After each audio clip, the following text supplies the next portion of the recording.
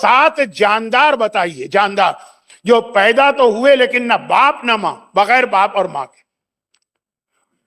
وہ کون سے 7 جاندار ہیں؟ آقا صلی اللہ علیہ وسلم نے کہا سن، نمبر 1، اچھا اس میں جو پہلی 2 چیزیں ہیں نا، اس سے میں کلوننگ ایک بہت بڑا مسئلہ ہے نا، اس کے اوپر پوری ایک تقریر کرتا ہوں، لیکن وہ نہ اس وقت ارادہ ہے نہ آئندہ اس رمضان میں ارادہ ہے، غور کیجئے گا۔ کہا کہ پہلے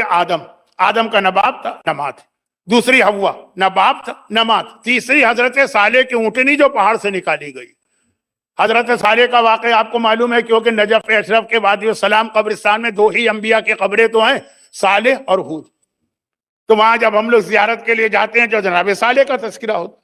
اور عید کی نماز جو آپ پڑھتے ہیں اس میں عموماً سورہ والشمس وضحاہا پڑھا جاتا، جس کے آخر میں یہی حضرت صالح کا واقعہ، اذ انبعث اشقاہا فقال لہا ناقۃ اللہ وسقیاہا، یہ اللہ کی اونٹنی ہے، وہ پہاڑ سے بنی تھی، نہ باپ تھا نہ ماں۔ نمبر 4 فَأَبْعَثَ اللَّهُ غُرَابًا، اللہ نے کوے کو بھیجا۔ جب قابیل ملعون نے حابیل مظلوم کو شہید کیا، تب سمجھ میں نہیں آ رہا اس کے لاشے کا کرے کیا، آج تک اس سے پہلے کوئی آدمی مرا ہی نہیں۔ فَبَعَثَ اللہ نے بھیجا غراب یعنی کوا بھیجا، جس نے دوسرے کوے کو مار کر چونچ سے زمین کھود کر اس میں کوے کو دفن کیا، تو قابیل کو پتا چلا یہ جو کوا آیا تھا نہ باپ تھا نہ ماں تھا، یہ اللہ نے خاص ہدایت کے لیے بھیجا تھا۔ یہ 4تھی چیز تھی۔ اور 5ویں چیز تھی جو حضرت عیسیٰ کا واقعہ، یہ تاریخیں حضرت عیسیٰ کی بھی ہیں، ہمارے عیسائی بھائیوں نے بھی روزے شروع کر دیے، جن کا آخری روزہ ایسٹر کے دن مکمل ہوگا۔ ہمارے ان کے روزے میں ایک فرق ہے لیکن ٹائم نہیں ہے، خیر۔ تو اب وہ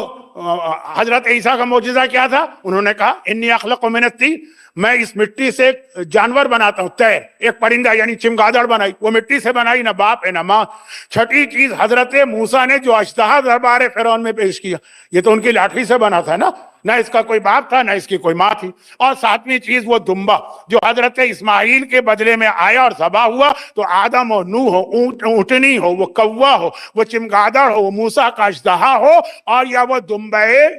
فدیہ اسماعیل ہو، یہ 7 چیزیں وہ ہیں جو باپ ہے نہ ماں ہے، اس کے بغیر پیدا ہوئے ہیں۔